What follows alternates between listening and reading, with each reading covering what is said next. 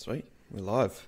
Hello and welcome along to episode 12 of the Lifting Life podcast. We're lucky enough to have Paul along with us today, who's got quite an extensive experience in the personal training space. I'm going to hand it straight on to you, Paul. If you could give us a brief sort of rundown as to your experience in the personal training space and also what you do right now. Yeah, of course. Thanks for having us on, firstly. I've been listening to the previous podcasts, so I'm really enjoying them. And the guests and stuff you've had on are so varied and stuff, so I really enjoyed that. Thanks. I've been working in the industry for about 15 years now. I started off when I was 19, did my qualification, and then went straight into personal training, and I worked for one of the biggest health clubs in the UK, which is Virgin Active, and set up my personal training business from then onwards.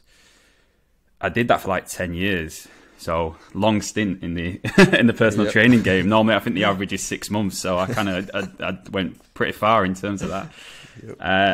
And it just kind of kept on evolving. So I did something. I just kept on thinking of what I wanted to work on, what I wanted to specialize in, and going into different avenues of that. I did a course which is called Exercise Referral. So I worked with different health industries to get people into training through injuries.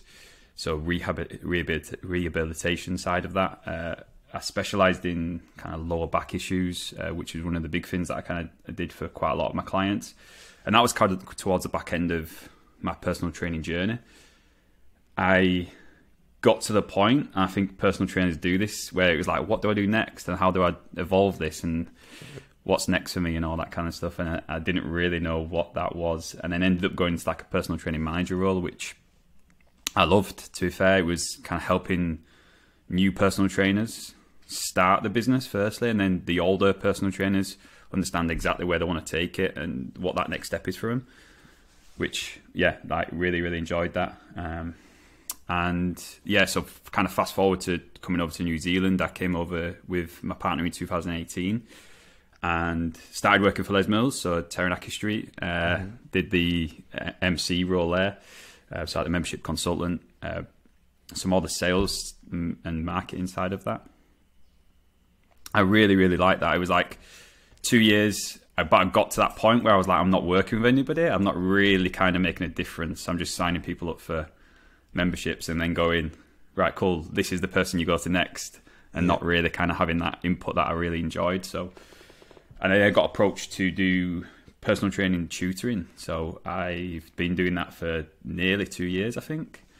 And I help from the start, getting people from fresh out of either school or fresh out of their current job that they're not enjoying anymore and they want to go into personal training. So I get them out of that and start from the bottom, really. So anatomy and physiology, the nervous system, through to like the skeletal system, and then onwards to them soft skills. Personal training in a nutshell, like how do you deal with someone one-to-one? How do you speak to them? How do you coach them? How do you tell them how to do a squat properly? And all that goes with it from a business point of view as well. So loving that at the minute in time. So yeah. And there's a lot to unpack there. 15 years in the personal training space. Where do we start? It's a decent amount of time. I'd be pretty interested to start from the very beginning and understand, when you were 19, still a teenager, what were your thoughts on personal training, and what was the main motivator for actually getting into it? I know for me it's like, oh yeah, I like health and fitness and the gym is fun, I'm going to turn my passion into a profession. What was it like for you when you were 19 right at the start? To be honest, I didn't really think that I would do this for a career. I kind of just went into it thinking, oh, it's really interesting.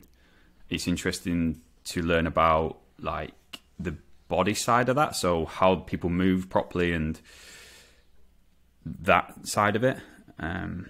I wasn't really big into the gym at all, and it wasn't, I'll turn my passion into a career or anything like that. I just wanted to go into it because I think one of my biggest things is that I love kind of seeing people progress. I like the coaching side of stuff more than anything else. I'm not a bodybuilder or a big resistance trainer or anything like that. I kind of see it from somebody coming into the gym and going, cool, how can I help this person go from where they're currently at to a little step above that, and then kind of slowly kind of increase that to whatever they want to do. So that could be going into more resistance training, so strength training. But let's start from the bottom and then kind of go from there. Yeah. So what was your training style right at the beginning? If you know, your first few clients, what did you do with them? I think it was, but I kind of learned to, I think when you come into personal training, you kind of go for the basics first. So you kind of go, right, cool, let's jump onto a bent over row. Let's jump into a seated row. Let's jump into a chest press, and just doing that kind of stuff. And I slowly realized that there wasn't really doing much for clients, and people sat down all day, and then I was taking them onto the gym floor and getting them to sit down more. And then I was like, oh, well, let's get them into moving more. Just any kind of movement will do. And then slowly kind of bring them into resistance training, and then getting into compound movements. So thinking about the basics of how to do a squat, so body weight squats, and then body weight lunges and pushing movements, and then kind of slowly increase it into the resistance side of that.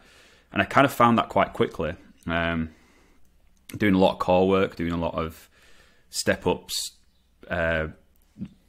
really basic everyday stuff for a foundation point, and then kind of building it from there.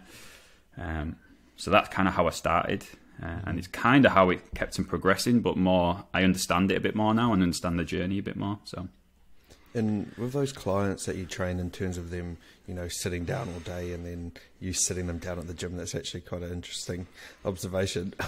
Were there key themes with those people on what they could or couldn't do, and what were some of the key areas to improve on, that sort of expanded across all of them? Quite a lot were they've been to the gym for years or for months or whatever it might be. So they had a bit of experience in terms of the gym.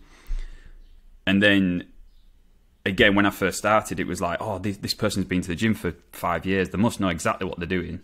So I would then go into, right, cool, let's go into do some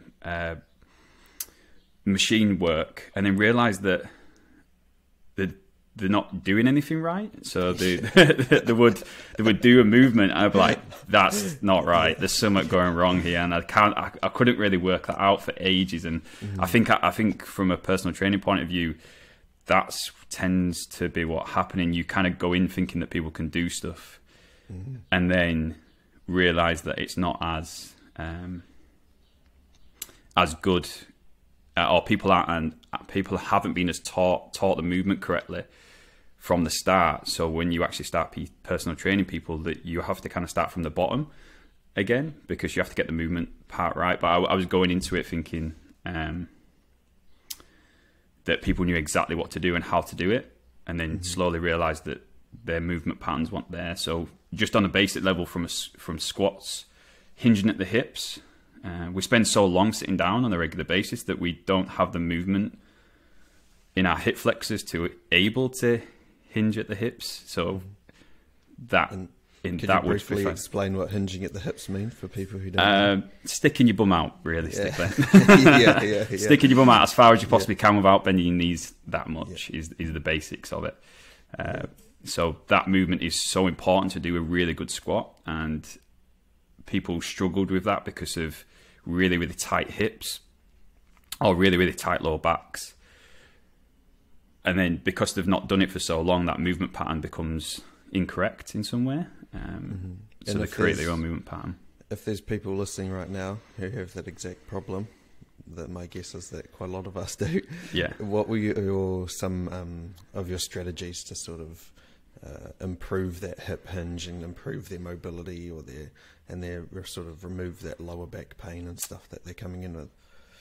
Lots of different little tips, really. It depends on the person. Everybody's got a slight different version of what's potentially going wrong, but on a basic level, going back to understanding the movement pattern, so slowly kind of building on that, going from sitting down in the chair and really controlling that movement to stand back up again and controlling all the muscles to do that. Turning your glute muscles on, which are the biggest and powerful muscle in our body, but one of the laziest. So they try the best not to do anything. So we need to actually really work them to actually understand, to get them working, to go into like a squat or a lower body exercise. And then just getting that movement pattern done on a regular basis. So going once you've got the movement pattern right, don't just jump from a seated sort of like a sitting down squat, so sitting down onto a chair, controlling the movement down, putting your bum onto the floor and then standing back up again, and really kind of pushing back in terms of the kind of hinge movement or sticking your bum out. Don't just jump from that into then barbell squats. Slowly progress that and add weight, add tempo, which is just slowing down the movement. And then once you feel ready, once you feel comfortable, and once the technique's there, jumping into like a more advanced exercise like barbell squats. Yeah, you're touching on quite a big idea there. Yeah, I'm a huge sorry. advocate for. No, that's Yeah. good. The bigger idea at play almost is like, what's the smallest improvement that you can do in this movement or in this plan, you know, depending on how micro or macro you're looking, that can take you one step further, right? Yeah. Like, you're perfectly right. How well can you sit down on the couch and stand back up? That's the best place to start. Whereas most people, especially if they've been going to the gym for a little while, want to come in and chuck 100 kgs on a barbell and, you know, just give it a crack. But it's the smallest improvement that you can make is the best one that you can make, especially right at the beginning.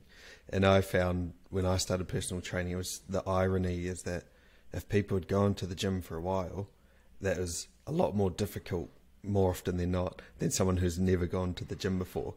It's like that analogy I've used before where it was actually Lawrence Newman, who was a tutor at NZIS, that taught me this. The more you walk through a grassy field, the more cemented the path is going to become. And it's harder to go off that path and make a new one. But it's like you're learning a squat, you're doing it terribly, but that's the path that you've walked each time. All right, how do we make a new path through here? And you can gradually improve it. That's where those small improvements come from. Yeah, completely. And especially from that gym side of that, if someone's been doing that for years and been potentially doing it wrong for years, and they're potentially causing damage in terms of lower back issues or really tight hamstrings or quads, and that potentially might cause a knee problem, and then you're telling them to go back to sitting on a chair and standing back up again. For a lot of people, that's really hard to step back from potentially lifting 100 kg to lifting the body weight and slowly doing it and controlling that movement. Especially if they think that they have good technique as well. I found that was a really difficult thing to overcome, is that people who have been to the gym for a while often perceive themselves to have good technique. Sometimes they don't, but often they do, and that is, like you're saying, that relearning or sort of being a bit more humble to be able to do it again. How would you work around that scenario? Did you have specific strategies, or what was your plan of attack? I think there's a number of different things there. There's also that that mentality. It's the mentality side of it. So I think I know what I'm doing. But there's also that from a nervous system point of view, you have built patterns like of what you do and how you do it. We do this every day with tying our shoelaces or putting our shoes on in a certain order. You create patterns on a regular basis, so you do that on an everyday basis. So when you're in the gym, you do the same thing. When you're doing a squat, you do the same technique that you've always done because you've done it a number of times. So the pattern is already there. Yeah. You don't even think about it. It's an unconscious movement. You just unconsciously go into that way of doing it that you've done it before.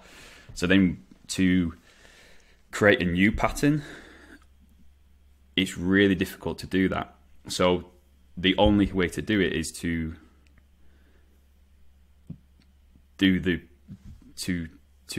start again and then do the new pattern hundreds of times to then create that way of doing it, and then put them, and then slowly kind of progress them back up to the 100 kg or whatever it might be that they were at, and they'll probably get there a lot faster because they've done it before. But it's just then starting again with it. And building them up. So simple techniques. What I've done before with clients is showing them what it feels like to turn on, for example, again from a squatting point of view, turn on like a really big muscle like the glutes, and literally get them to do it and see what it feels like. Now they've done that. I did this. One of the best things, I don't know if you've done these, was it's like a reverse plank. Is that something that you would use?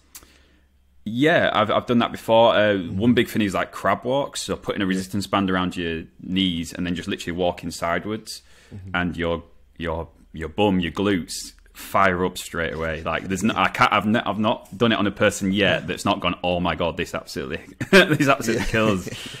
And then by doing that and then going into a squat, people are like, oh my god, this feels so much freer. Like I can get a lot lower. I can control this movement a lot more. And then if you can show them that, and show them that excitement of going, look, you're currently at 40 kg and you're struggling to get to 45 kg in terms of these squats. Now we do this and turn your glutes on and get the technique absolutely spot on. And then you'll be able to do 45 kg quite comfortably. And then showing them that result and how quick it could be if we did it that way. I think people start to kind of realize, oh, right, I'll actually do this now.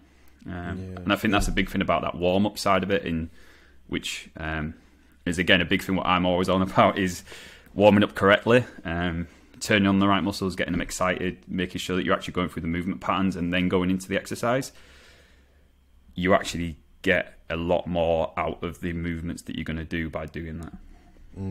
Yeah, you touched on a couple of good things there, and what that one in terms of stripping it right back, the equation that I consider there is just speed versus accuracy, right?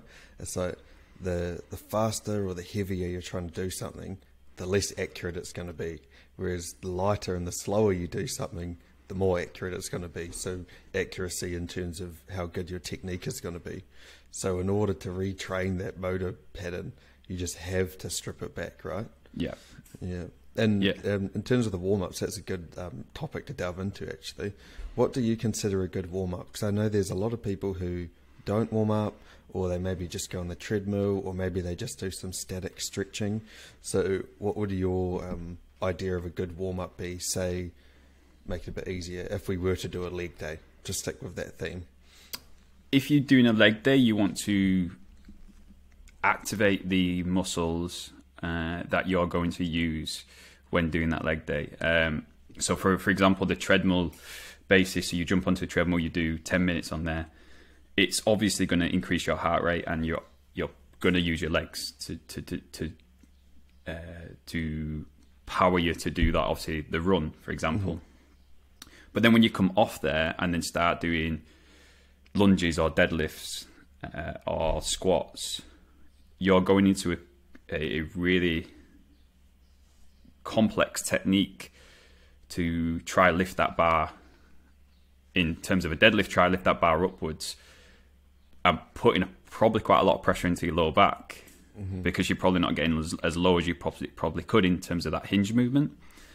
So to do a warm up for a deadlift, you want to, one, activate the glutes, make sure the glutes are working, make sure that the most powerful and the strongest muscle in your body is ready to kind of lift up this weight that you're just about to lift up.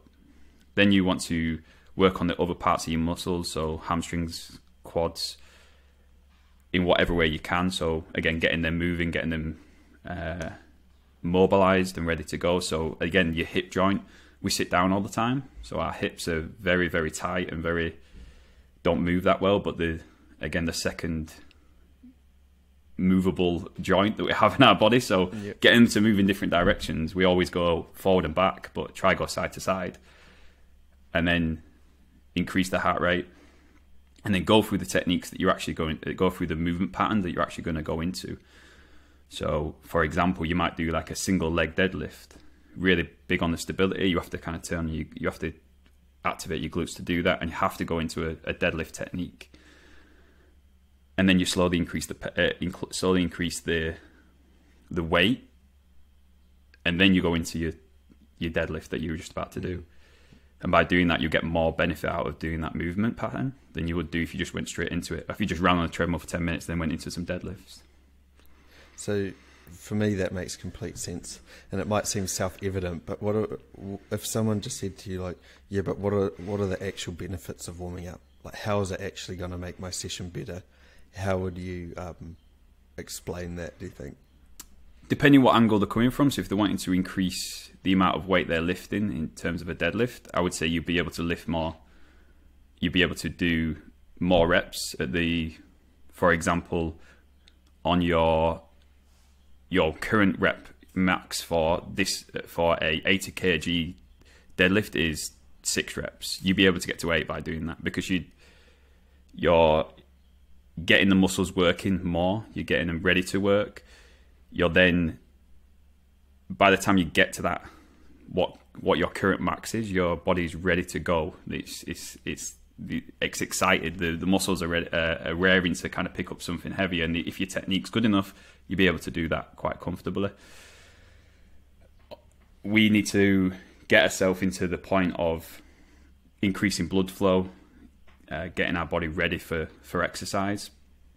If we spend most of our time, potentially, if we train in the morning, we've been laid down for the whole for 8 hours potentially, and then we go from that to trying to lift a really heavy weight. Before we need to do that, we need to have a structured warm up to get us ready for that movement. On the other side, that if we train in the evening, we've been sat down for 8 hours, we've not really moved that much, and then we're going to go into lifting a heavy weight after jogging on a treadmill for 10 minutes. We need to kind of slowly kind of increase their muscles, getting them ready to work and getting the movement patterns going to kind of go into that movement. So it's showing the evidence as well, I think. Yeah, I also find it's quickly with that morning thing, that's so true. I used to train in the morning, like for a year or two. Recently I was training really early, and the best way I could describe it is like the Tin Man of Wizard of Oz. I don't know if you've seen that. Like, he's not oiled up. That's how it feels, I reckon, if you haven't warmed up properly.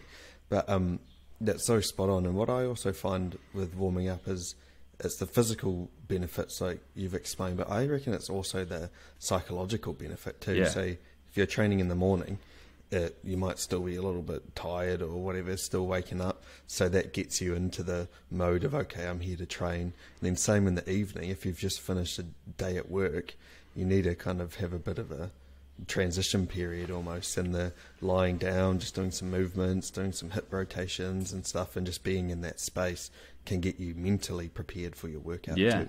We've all been there where we've finished work or we've woke up in the morning and you're like, oh, this is not going to happen. I'm not going to enjoy this. I'm really not ready for it. And then again, we jump onto, for example, a treadmill or a cross trainer or something like that. And by the time we get off there, we're still thinking, oh God, I'm not ready for this. I don't really want to do this. And then that psychology side of it, but if you kind of slowly kind of increasing, and like you said, like the Tin Man analogy, oiling up your joints and your muscles and ready to go, by the time you get to that lift that you're just about to do, it becomes easy. And hopefully the idea is that you're ready to go then. You're actually excited to do whatever you're about to do, instead of feeling like, oh, I can't really bother with this. Yeah, you're sort of scratching at a big topic there that everyone can resonate with, and that sort of, I don't know if these go hand in hand, but motivation and discipline.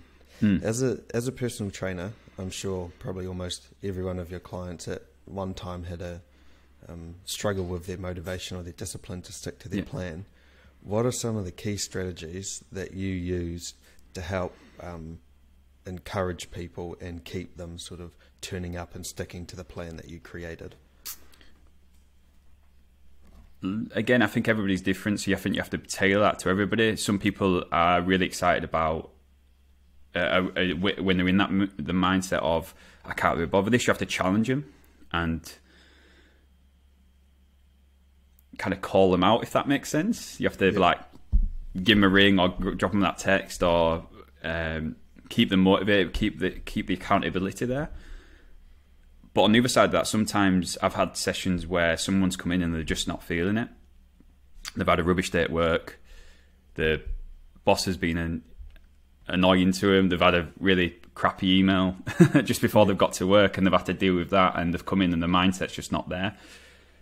And then it's just saying, right, well, anything's better than nothing. So let's go for a walk. Let's go do this. Let's go do that. Instead of the session we had planned, we're going to do something completely different where it's a bit more chilled out. And the amount of times that I've done a mobility session or a stretching session with a client who's just come in and just not feeling it that day because they've had a stressful day or an emotional day and just done something different, that potentially is going to benefit them a lot more at that point. Yeah, that's such an important piece of advice, because the big thing there is that they're still turning up too. Yeah. Like they're still sticking to that routine, and it's still a success because they've turned up, right? Yeah, yeah. And then on the opposite side, that if they're not coming to see you, it's keeping in touch. So keeping in touch with your clients, dropping them a message on a particular day that they might find really difficult. That could be back end of the week, so like Thursday, Fridays, where they're just like, oh, I can't be bothered with this anymore. I've done really well for Monday to Wednesday, and then I'm not bothered the rest of the week. It might just be that drop of a message from your personal trainer or from a friend or from your partner, just saying, just remember what you feel like afterwards. Mm-hmm. And then that might be that push to go, actually, yeah, stuff it, I'll just go do it.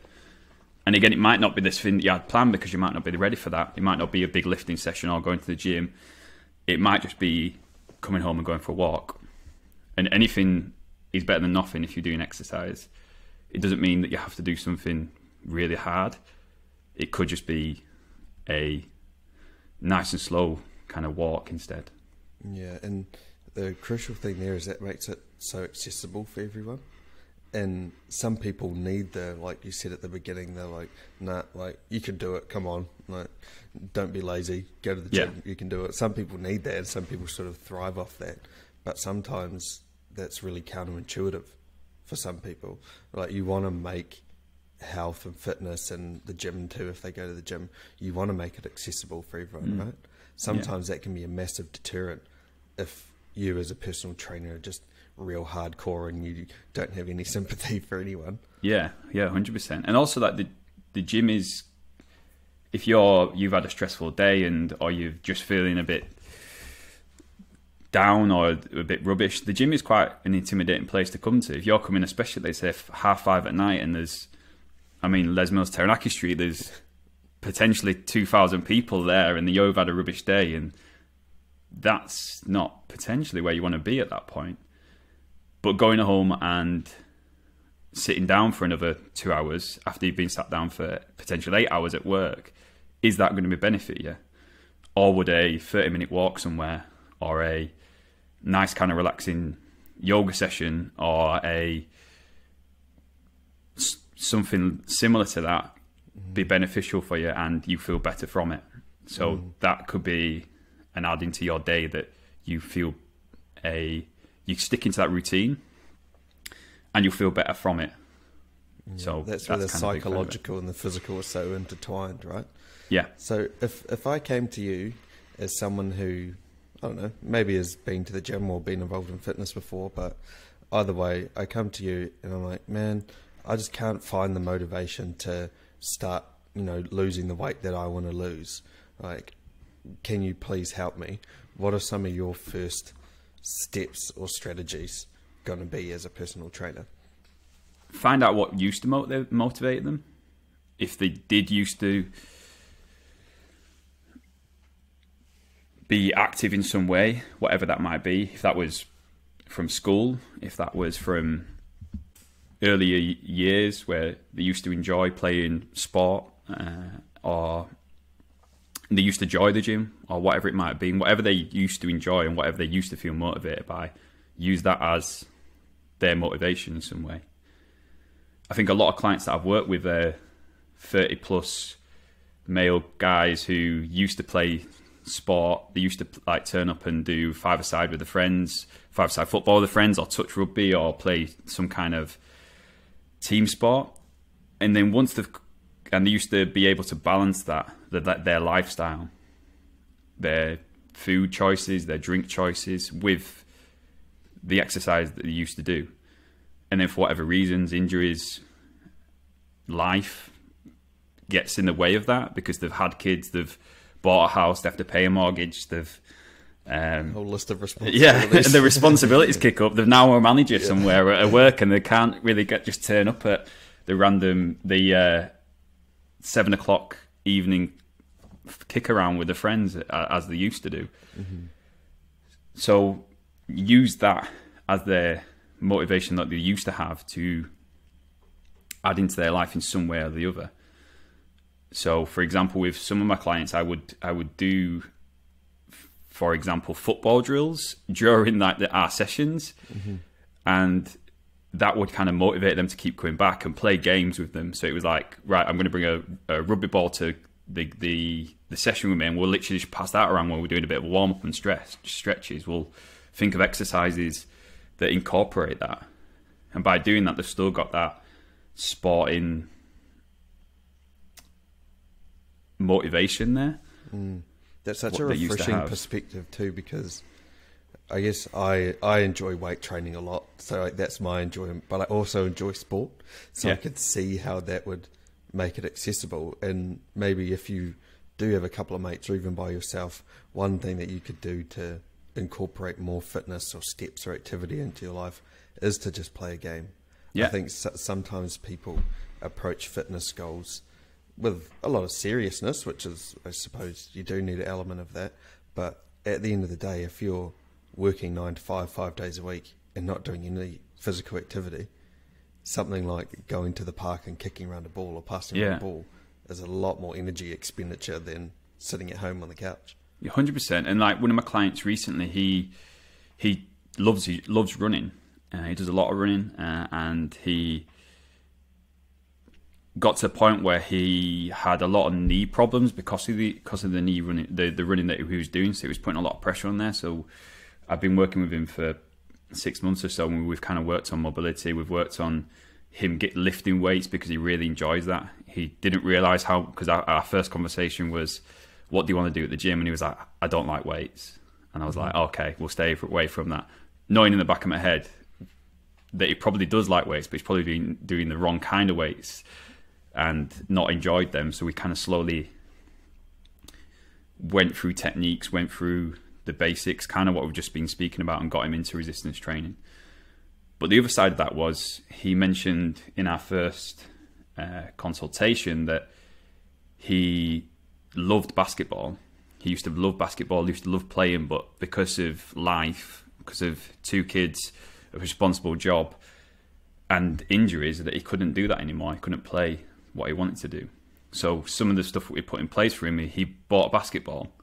And I just said, whenever you've got a second, instead of going for a run because you think that's going to be better for you, go down to the local park and just shoot a couple of hoops and see how you feel from that. And it took him a while to kind of do it, but he did it the other day, and he was like, came back and he was like, I don't know why I don't do that more often, because I really enjoyed it. And I was like, oh, that's perfect. That's exactly what I want to do. And he felt like he got more out of it, because he said I was there for about 40 minutes. Oh, wow. And I just forgot about the time. I just kind of playing around, and then I was like, oh, I need to go home now. So I was like, perfect. That's a massive win, and it's amazing the psychological benefits you could get from that too. Because if you especially if you're working, kids, family, you often don't really have many hobbies or many things that you sort of just do for your enjoyment. So doing something like that would be such a massive relief, and it's a good sign that he was like, damn, I didn't even realise how much time passed. Yeah, 100%, yeah. And with these beginners, we've talked about a few different elements here. I know that you're a big advocate for making a plan. So if someone came to you with, I'm wanting to potentially lose weight, I can't find the motivation, I used to train but don't anymore, what are some of the things that you do to build a clear plan for them to do each week and to know what is success for them? Yeah, I think a lot of people a lot of conversations that I've had start off by saying, I used to do this, I used to do that, and I want to get back to that. And the majority of the time, I used to train 5 times a week. I used to go to gym 5 times a week. And I want to get to the point where I'm hitting 10,000 steps a day. And I want to eat better. So I want to eat more fruit and veg, or I want to eat... I want to... someone to have a look at what I'm eating. I want to have a diet, for example, to stick to. And then you ask them a few questions, like, how many times are you being active at the minute in time and during a week? And they'll be like, 0. I'm like, okay. And then you go, how many steps are you doing on a regular basis? Oh, about 3,000. And then from a nutrition point of view, like, what do you currently eat? And by ripping everything up what they currently do on a daily basis and then going, oh, I want to do 5 times a week now of gym sessions and I want to do 10,000 steps, doing that straight away is not going to happen, because you've got responsibilities, you've got work, you've got life, you've got to go out for your friends and socialize and fit everything else into your life. And you can't just pause everything else and just focus on that. So you have to then slowly creep the new routine into the old routine. Mm-hmm. So let's start with be active once a week. So that activity could be coming to see me as a personal trainer. It could be, I want you to set your alarm 15 minutes early than you do normally. And I want you to get up and go for a quick walk around the block, come back and then do your normal routine that you do in the morning. And slowly kind of add in stuff into their life that they can do on a regular basis that doesn't take too much hassle, that fits in with their routine, what they've currently got, will allow them to actually do it on a regular basis instead of like a short-term basis. And then by doing that, they will slowly increase the stuff they're doing on a regular basis, because they'll start seeing the benefit from it. If you wake up once a week and go for a bit of a morning walk, and then by the time you get back, you've thought of 5 things that you need to do that day, and you've got a plan, and you've gone, oh yeah, I need to email that person that I forgot to email on Tuesday, and I need to do this, I need to do that, because your mind's starting to get ready for the day, and you feel better from that. You're probably going to do that more often because you see the benefit from it.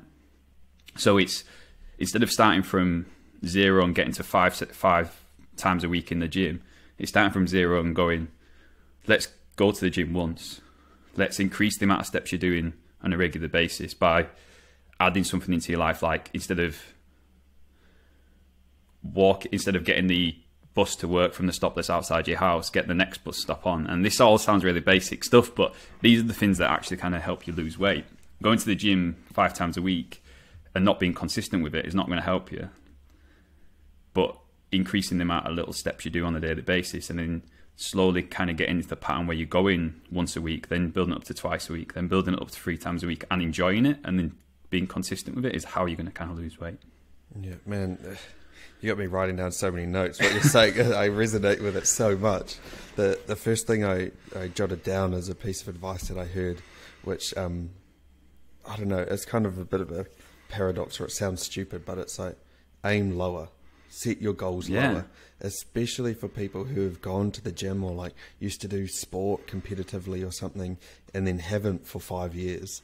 The expectation is that if I start this again, I'm going to be running 5 days a week and going to the gym 4 days a week. And they have this expectation for themselves that ironically prevents them from starting again, because their measure of success is, I've got to be doing 20 things in my week, when really you're so spot on in saying aim lower, go for once a week. You can get back to where you were potentially, but it's not going to be an overnight change. You have to start somewhere. So set your goals lower. And then the other component following that you touched on is progressive overload, right? And you hear that a lot, especially in terms of weight training. To get stronger and to keep putting on muscle, you have to be increasing the stimulus. So more weight, more reps, whatever. But progressive overload can be applied to walks. You start off for the first month just going once a week. Okay, progressively overload that to twice a week, or maybe your once a week is now an incline walk. You're walking up a hill. Yeah, and then 100%. The other component that we're going to have to unpack all this stuff again probably, but is the whole morning walk, and you think of things to do. I'm always trying to think of how the fitness and the gym and stuff can benefit you outside of the gym. And that's something I never considered, but it's something that will happen to me if I go for a walk. All of a sudden you're not distracted by your phone, you're not caught up in other things. And it's almost like meditation, right? You start to be in the moment, think about what you got to do, and then, wow, all of a sudden a 20-minute walk has made you way more productive for that day because you've thought of all these things that you need to tick off. Yeah, 100%. I think you come up with your best ideas in the shower. Yeah. Because you're not distracted by anything. We are so... I do it all the time. I wake up, and especially on the weekends, I would say, I wake up and first thing I do is grab my phone and see what is going on. Obviously, from the UK, everybody's 12 hours behind. So I'm then reading all the messages from my friends group back home, like my family, all that kind of stuff. So I'm literally flicking through that. And before I even know it, I've spent... And then you obviously have to go on Instagram or some kind of social media or whatever it might be. You have to, obviously, yeah. And then before you know it, you've spent, half an hour, just like literally staring at your phone by doing this. And yeah, obviously that you need to do that because you want to catch up with your friends and you want to do whatever you want to do. But then you've started your day like that, and then you never really kind of plan what you're going to do for the rest of the day. You just always feel like you're in a bit of a rush. I've done this before where I've got to work and I've gone, oh my God, I forgot my lunch. I forgot like that thing that I need to do, or that meeting that I was supposed to be going to, and like all this little stuff that you kind of do. But the main thing is the problem is that you probably wasted time doing, for example, phone checks, and then you're going, oh, that's 20 minutes I've just spent. And then you feel like you're in a rush for the rest of the day because of something that you did in the morning, for example. So I've kind of done this recently where I've started waking up, going for a walk. First thing I do is literally put on some clothes, get outside, go for a bit of a walk. And when I'm out there, if I go with Anna, my partner, we'll have like a little bit of debrief for the day. So we'll kind of chat about, so what have you got on today? What time you get due back? Like what we're going to do for this, what we're going to do for that. Like you just have like a bit of a debrief of the day ahead. And then by the time you get back, you're like, all right, cool. I know exactly what I'm going to do now. And my lunch is ready and I need to pick up that and I'm going to set off, and everything kind of slots into place a bit easier. And again, that's just from that, like you just said, you're away from your phone, you're outside, you've kind of woken up with fresh air. You've got hopefully a bit of sun in your eyes, like depending on the weather. Like yeah, but you've hopefully got all that kind of stuff and you feel a lot better about it. And I kind of started this, and you're a big fan of him as well, like the Huberman Lab. Yep. And he was talking about like the circadian rhythm and serotonin, like into your eyes in the morning, which is obviously this happy hormone that we get released, and you feel different, you feel better, you feel like more energized by kind of releasing this stuff. So yeah. Oh man, that's so spot on. Okay, so going back to making a concrete plan. So the first thing we said is kind of do something that is achievable for you. Even if you want to go 5 days, doesn't matter. If that's not achievable for you right now, go 1 day. So let's say this person has been doing that achievable thing for, I don't know, 4 weeks.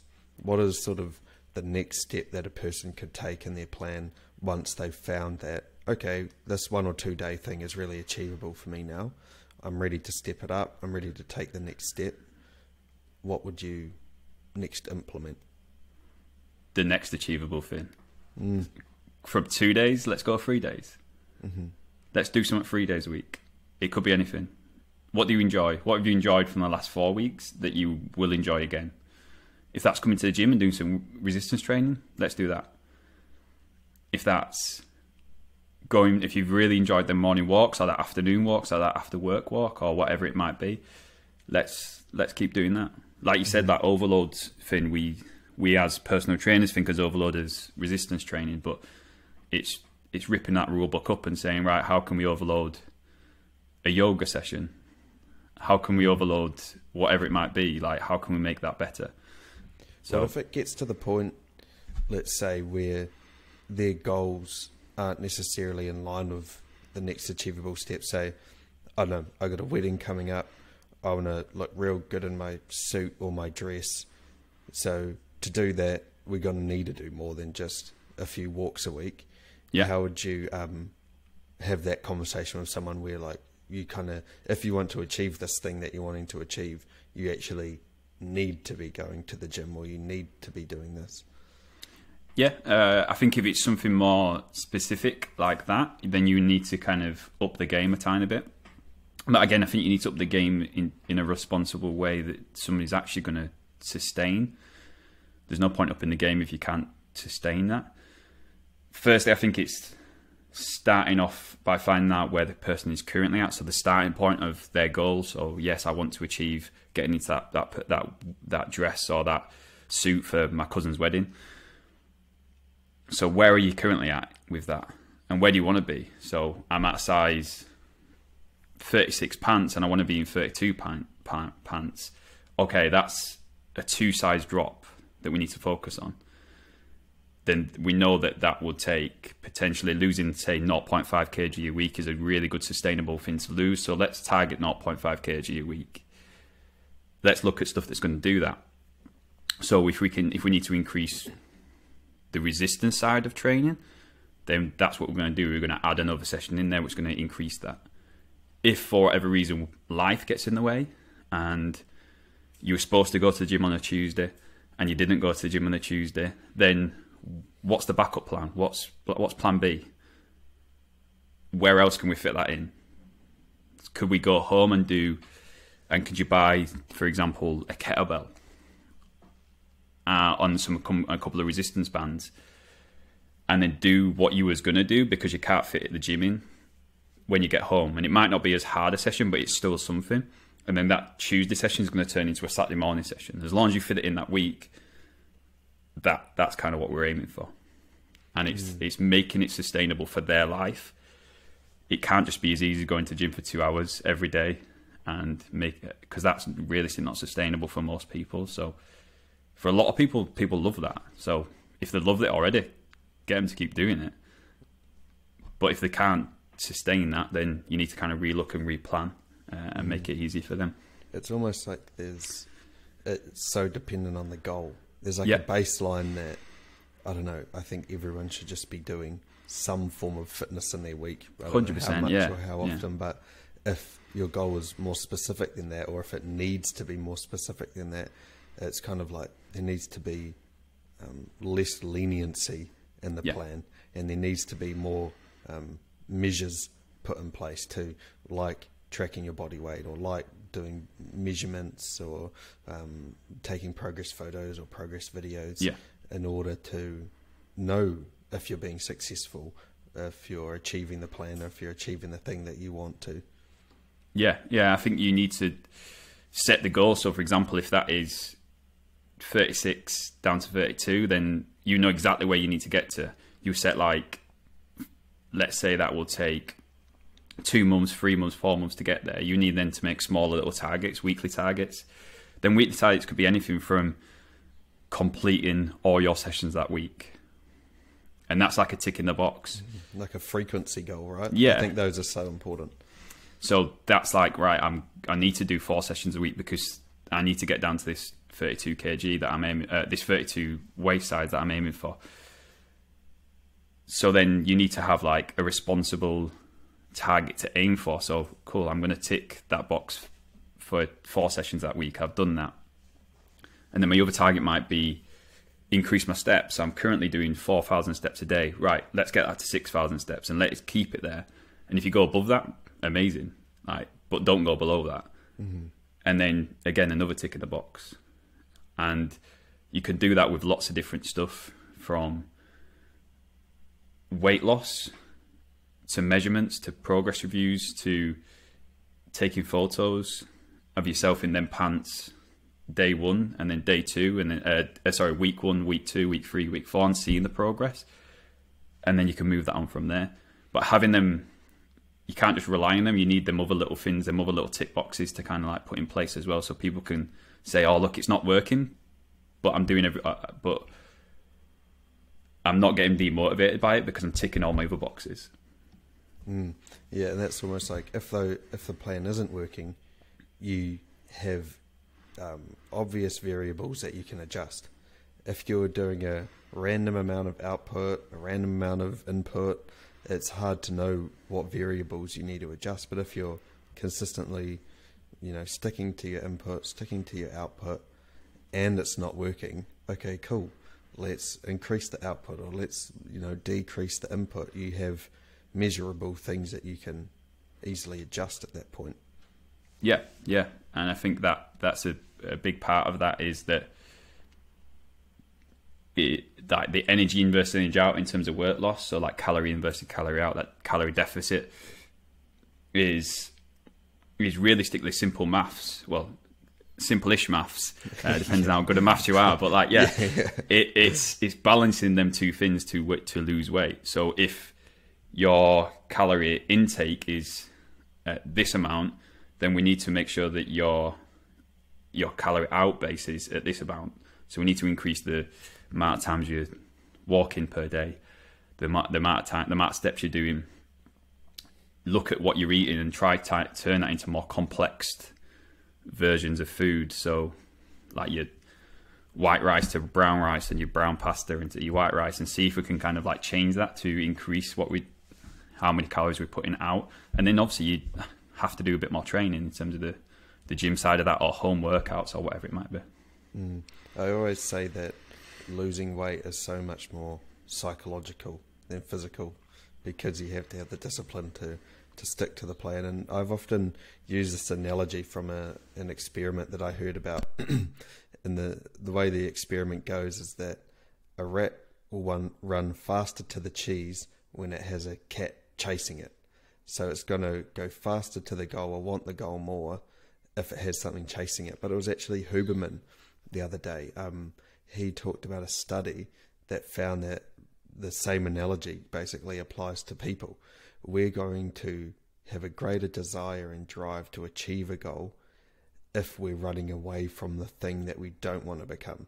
Say, if you want to lose 20 kilos, okay, what are you running away from? You're running away from potential diabetes, potential heart disease, all of those kind of things. So if you take a moment to consider what you don't want to become when it comes to this goal, it's likely that you're going to have much more motivation and drive to want to achieve it. I think your mic's on mute, by the way. Yep. No, it's still on mute.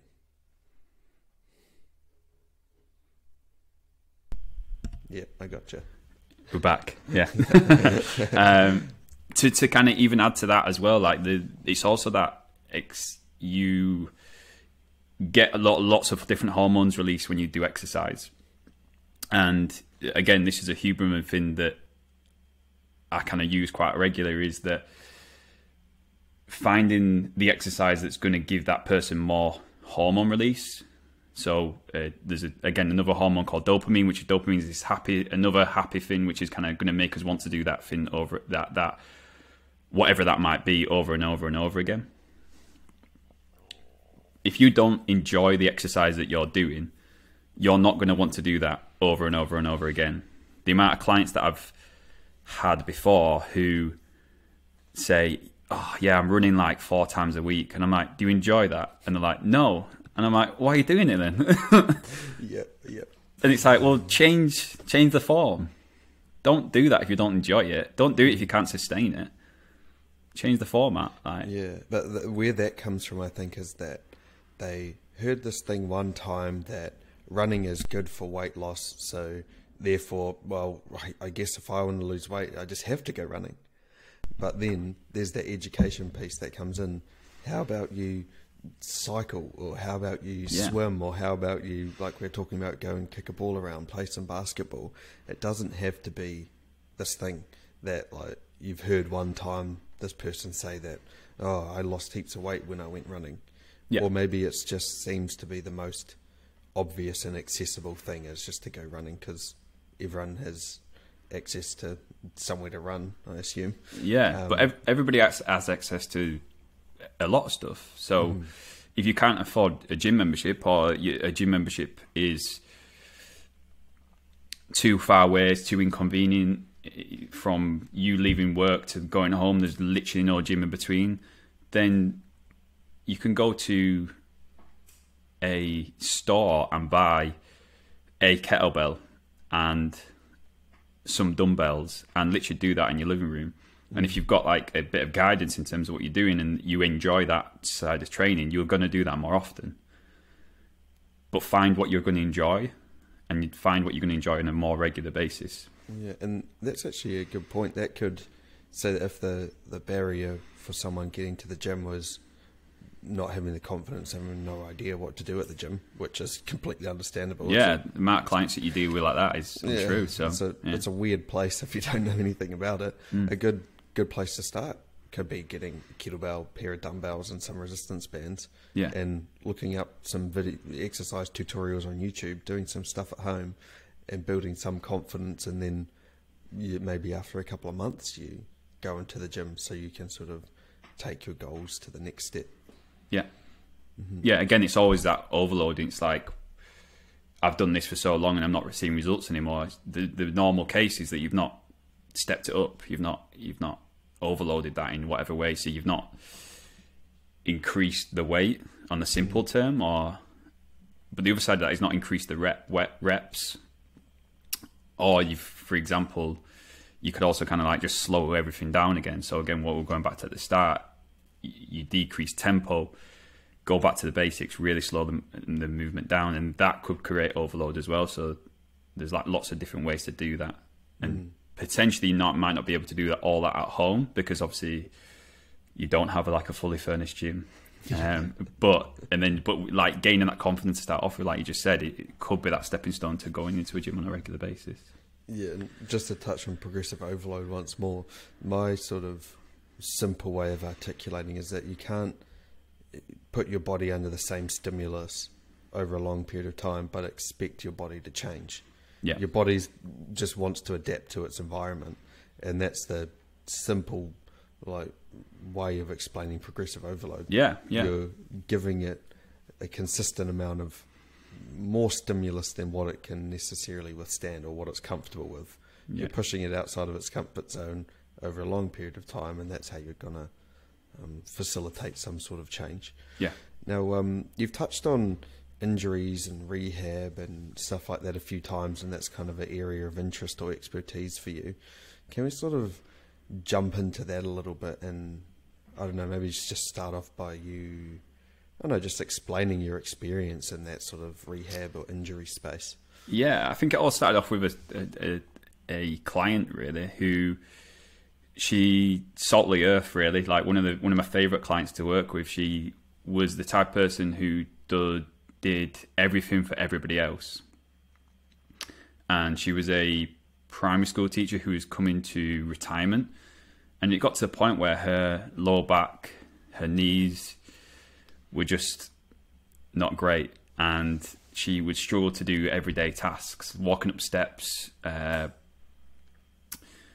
like getting off of a couch, like bending over to pick up something. She would have this excruciating pain in her back, and it was like affecting her life on a daily basis, that she was now going into retirement a bit earlier than she wanted to. She still loved the primary school teaching, she still loved the job, but it was too painful for her to be there. So it kind of started from there, and that for me just gave me loads of motivation to learn out more and to learn more about it and kind of understand it and all that kind of stuff really. So I worked with her for probably about 5 years, starting off at the basics. So one of our first session was simply, I got a chair from the cafe at work, put that into the gym, and got to sit down onto the chair.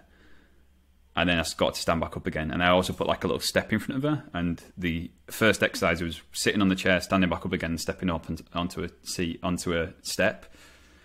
And she found that really difficult. And I was like, this can't be right. Like, this can't be how she lives. Like, this is not fair, sort of thing. Because she's one of them people she would literally do anything for anybody. So I kind of started off by doing that. You take for granted too. Yeah. How many times do you stand up and don't even think about standing up? But if she was struggling to kind of do that comfortably, and you could kind of tell it hurt. So what I kind of learned was that your lower back in particular gets bullied by other muscles around it. It takes the brunt of tightness in loads of different areas. So anything from hamstrings to hip flexors, so the top of your quad, and kind of allows the movement of, like, you sitting down movement. It allows that to happen. So it would, all this tightness everywhere in the legs and the upper part of the upper part of your legs as well, and the tightness in her back would put pressure onto her lower back, which would kind of bully it into submission. So it would get to the point where she literally wouldn't be able to move. Would you or say it's wouldn't be able to do much? Tightness and a weakness? Yeah. So weakness is in the muscles, tightness is in the other muscles. So it's like a combination of a lot of different stuff happening. Yeah. And so how did that progress over the 5 years that you were training her? Considerably. I mean, credit to her. She was everything I kind of suggested. Some of it was a lot of when you work with injuries in rehab is it's doing it and then seeing if there's a result, and then going, right, cool, that didn't work. Let's focus on something different. So I would do certain stretches with her, and then we'll do a really simple task, and then see if it would reduce the amount of pain that she was going through. So we'd really kind of focus on working on her hamstrings, for example, really kind of stretching them out, going through static stretches, dynamic stretches, like movement stretches, mobility work, trying to get them hamstrings working on a regular basis, or trying to get to lengthen the hamstrings, and then go through a really simple task like sitting down on a seat, stepping up onto a step and going, how did that feel? Did it feel looser? Did it feel too tight? Like, did it feel exactly the same as you did before? And then getting the feedback from her, and then going, okay, what can we do next? And then we kind of slowly kind of did that over a long period of time, to the point when I stopped training her and came over to New Zealand, she was going to boxercise classes, Zumba classes. She was swimming on a regular basis. She was going to the gym by herself because she never would be doing that before because she felt uncomfortable. And it was just slowly reducing the pain to the point where she enjoyed teaching again. So she was doing supply teaching, so she would jump in when other teachers was off and kind of do classes and enjoy them, because she was able to kind of move better and not get this pain as much. Man, the satisfaction. That's where it all started, huge, really. Yeah, and the most important, or the most cool thing about that is that you brought her so much benefit outside of just the gym, right? Imagine the amount of barriers that you removed for her in her life. Like, I don't know if she had kids or grandkids, but being able to play with them, interact with them, being able to go to work, like being able to just do general life stuff more easily would have improved her mental health and her well-being. Definitely. But also on top of that, it was that routine of like having a really bad back problem, coming home, stressed about work. Her injuries was causing stress as well. And the first thing you turn to is food and drink to comfort you, because you can't do anything else. So you would have a glass of wine, and that glass of wine would turn into 2 glasses of wine, and then you open that packet of crisps, and then you'll eat food that's comfort food. And that means that you're putting on weight, because you're not doing the exercise because you can't do the exercise because of your back pain. Then you go home and you go to the thing that you know as comfort. Yeah, and the majority of people, that's food, drink, whatever it might be. And then you get into that cycle. And then that leads back to that habits, which is realistically, it's a cue that puts you into a routine, that puts you into the reward factor of it. And if you can try change that in some way, that's going to be how you change habits. And how we did that is taking that pressure of that lower back away to the point where she went home and she felt good.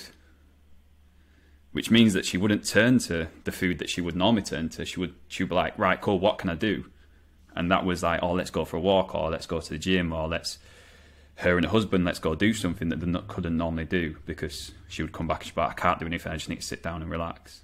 Yeah, so by doing that, it changed everything. And that equation too, it's like, to start off with, people have got to know that those injuries can get better. Yeah. And the pain can be removed. Like, unless there's something obviously really serious, more often than not, that pain can go away. Might take a long time, might take a lot of discipline, but over time you can reduce that pain and you can get back to where you once were. Yeah, definitely, yeah. I heard this guy, I don't know who it was, he was a powerlifter. It was just like probably a TikTok video or something, but anyway, he was a powerlifter, and he was squatting an insane amount of weight, and he basically, like, his knees collapsed forward and he like ruptured all the ligaments in his knees, like ACL, PCL, everything. But he had said something really cool that resonated with me, and he said, you can either go through the pain of discipline or live with the pain of regret. And I don't know, it just really resonated with me. And something like that is, if you've got a back injury, for instance, and you never try to fix it, you could be, one, living with the physical pain of it for the rest of your life, but also the regret of not trying to do something about it. Yeah. And then you watch your kids or your grandkids or whatever, and you can't really interact. You've got to sit down the whole time. So. Yeah, 100%. And I've seen that so many times from like a sporting background, like, and from a personal training, that there's people who are unbelievably fit, like the powerlifter, for example, who have an injury due to sport or a freak accident, and then have, like, for example, like a knee injury, and then don't do anything about it. So then, instead of enjoying that kick about with the friends, or that game of rugby that they used to love, or going for runs, or going for cycling, or whatever it might be, instead of having that as their hobby is now just being taken away. And like you said, if they don't do anything about that knee, because that knee is the only thing that's holding them back from doing the hobby that they actually love, if you don't do anything about that knee, then that means you can't do anything, you can't do that hobby that you used to enjoy. So first, let's think about the injury. Let's think about how we can kind of like potentially strengthen up your quad or hamstring or your glutes or whatever it might be, without putting pressure onto your knee, without making it hurt ridiculously bad. And then we'll slowly progress it and overload it and think about the overload, and then get to a point where hopefully at some point you can go back to whatever that hobby was that you used to love. One aspect actually of this injury conversation that we haven't blatantly said is that although this area, say your lower back or your knee, is sore, often, maybe even more often than not, just because the pain's there doesn't mean the problem's there. Right? If you've got a sore knee, maybe your adductor, like your, how would you describe that? Your inner thigh, your groin or something, really. Make it more obvious, is really tight, or it's really weak. So it's pulling on your knee and it's making it sore. Or your hip's sore and it's actually a weakness in your glute. Or maybe your ankle's really weak. Yeah. And so it's rolling inwards, your knee's rolling inwards, and then all of a sudden, I got a sore hip or a sore lower back. But it's actually your ankle that's at fault. Yeah. Yeah, so just to kind of like go into that even more, I've been having a weird thing in my hand where my hand just feels like, now and again, just feels a bit numb. And I kind of couldn't work out what it was, and I was kind of thinking, well, what could that be? Like, I've not really done anything that's going to cause that problem. And it was kind of like in my little finger, like just running down the side of my hand. And a guy who I work with, again, pointed out to me, he was like, well, it probably is not your hand. And I was like, oh, right, yeah, it's potentially my neck. Because I slept funny ages ago, and then because of that reason, my neck just felt a bit iffy. But I didn't really think of anything to do with my hand, but there's a nerve that runs down from your neck to your finger, which is called the ulnar nerve, which if that's really tight, it can kind of cause this like really numbness in your hand. So I started stretching out my neck. Like every morning when I woke up, I just stretched out my neck, did a few like really simple stretches that you can do literally lying in bed, and it's taken the pressure off there, and I don't really feel it, and my neck feels so much looser. And again, what we think about from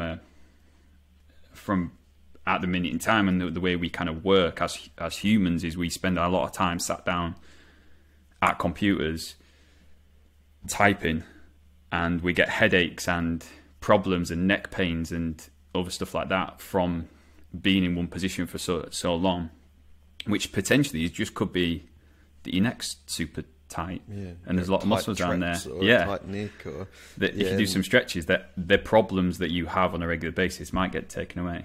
So I was going to say, when it comes to nerves too, a really common one is like sciatica problems. Like running down the back of one of your legs, or like the ulnar nerve. One thing that I learnt about is called nerve flossing. I don't know if you've heard of that. But I've heard of the term, yeah. It's really basic movements or stretches that are designed just to stretch the nerve.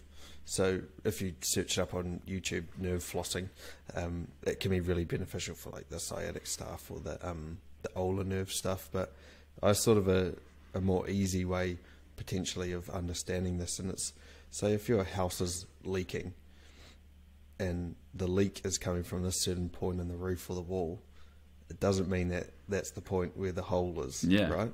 The hole could be on the other side of the roof, but it happens that it's just sort of trickling down. So if you're currently dealing with an injury right now, I'd highly recommend seeing a good physio or a good trainer is a good point, but considering other areas in the body that could be at fault or at play.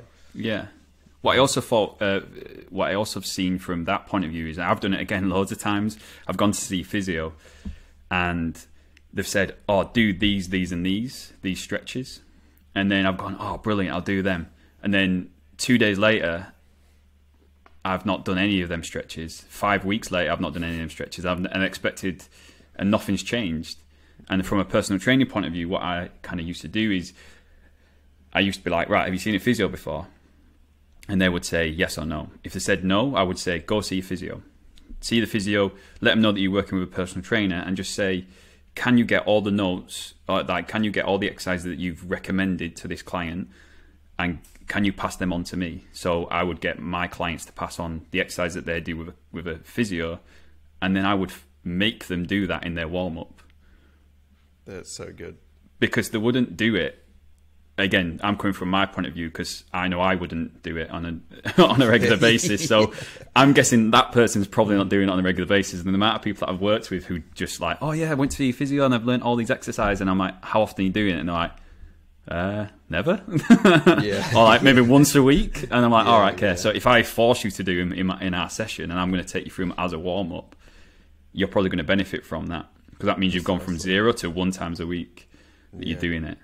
And that's where that discipline sort of comes into it. It's, you might go to a physio or a personal trainer because you perceive that person as being the solution to your problems. And then, oh shit, you find out you've actually got to do work outside of the session time. 100%. So especially when it comes to physio stuff. And they don't give you heaps of exercises. It might be like 20 reps in total of a body weight movement. If you really want the thing to get better, you have to be willing to dedicate your 15 minutes of your day to doing that thing. So doing it in a session is such a good idea for personal trainers. Yeah, so again, it's a really simple thing to do. Like you say, just get the exercise that they used to do, and then implement that into your warm-up, and then build your warm-up around them exercises. You could do this without a personal trainer.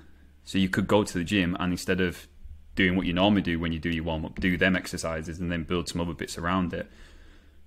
And then that's your warm-up. But from a PT point of view, grabbing them exercises off the person you're working with and then implementing them is a really good kind of tactic to use. So yeah, that I would definitely recommend that. That's spot on. What's sort of next on the horizon for you personally? Have you got doesn't necessarily have to be fitness related goals, but what have you got your sights set on at the moment? So I want to move more into the online personal training format.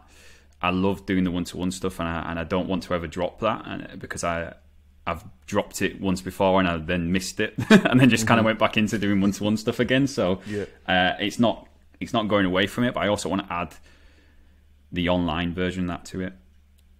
The big reason behind that is to help more people with problems, issues, whatever it might be, getting people to do exercise and enjoy exercise, because I feel like that's a big part of it.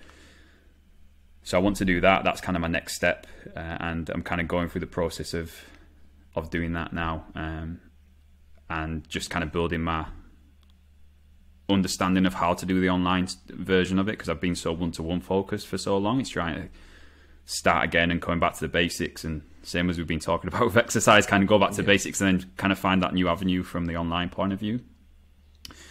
From the tutoring side of it, I absolutely love seeing people come in day one with a really single-minded approach to exercise, because that's what they do. And then by day 16, by 16 weeks in, you see that change in them, and see that change of like, oh, actually, there's other stuff out there. There's like all this other stuff, and this is how I can help people in different ways.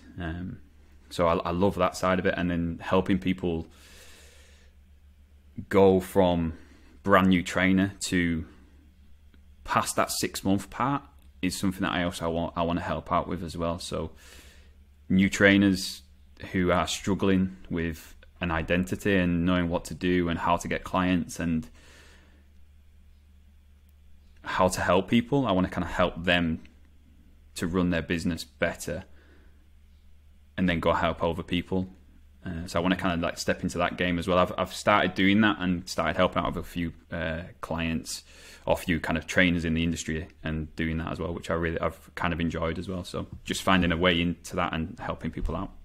If someone was listening right now and they're considering going into the personal training space, what were some of your key pieces of advice be to them? Understand why you want to go into it. Understand what the reason, like what you're doing to what you're going to do in the industry to benefit it. Like, why do you actually want to go in and do that? I think for me, personally, that the reason why I went in is to help people, but also to kind of not do a job where I felt like I was sat down and not making an impact in any way. So I felt like if I was kind of office bound, and I did office bound stuff for a couple of years, and I was like, oh God, I feel like I'm not really contributing that much, and I feel like I'm getting bored too quickly. My mind's kind of wandering, and I don't know what to do. And where, like, from my aspect, I find that if you're going into the industry, you want to go into the industry knowing who you want to work with, why you're doing it, what you want to do when you get there, and who do you want to help. I think that's kind of the big side of it.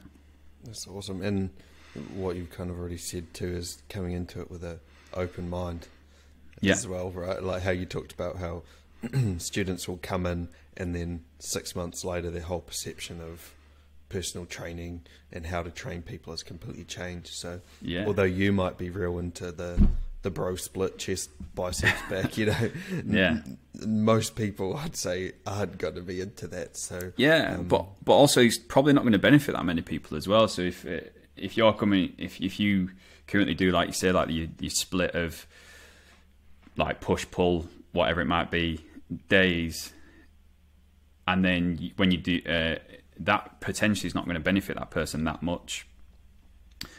On the other end of that, the exercises what you're choosing might not also benefit that person much. Like the amount of times that I've kind of seen programs being written, and it's like week 3 or 4 in the course, and on a leg day it's squat and then calf raises, leg extensions, and hamstring curls.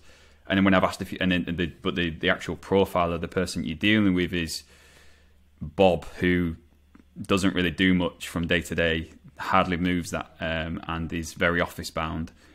He's not really going to benefit that much from sitting on the machine and doing some leg curls.